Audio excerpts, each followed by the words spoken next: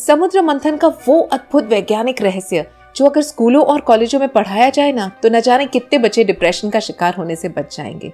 समुद्र मंथन जो देवताओं और असुरों के बीच में हुआ था वो हमारे जीवन की तकलीफें दूर करना सिखाता है। अब समुद्र मंथन को मेटामॉर्फिकली कंपेयर किया गया है हमारे मन के मंथन के साथ, क्योंकि मन को भी समझना मुश्किल है और समुद्र को भी।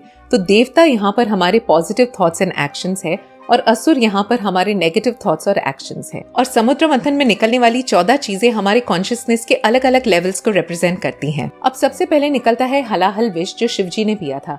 विष का यहाँ पर अर्थ है नेगेटिव क्वालिटीज लाइक डर, गुस्सा, क्रोध। तो जैसे शिवजी ने उसे गले में ही रोक लिया वैसे हमें भी एक्सेप्ट करना चाहिए कि हम में कुछ कमियां हैं। उसके बाद आती है कामधेनु गाय जो कि शुद्धता का प्रतीक है। अब जैसे ही हमने अपनी कमियां एक्सेप्ट कर ली हमारा मन शुद्ध होना स्टार्ट हो जाता है। इसी तरह हम कॉन्शियसनेस के सेकंड लेवल पर आ चुके हैं। उसके बाद आता है उच्चैश्रव घोड़ा जिसके पंख भी हैं जो मन की गति को रिप्रेजेंट करता है।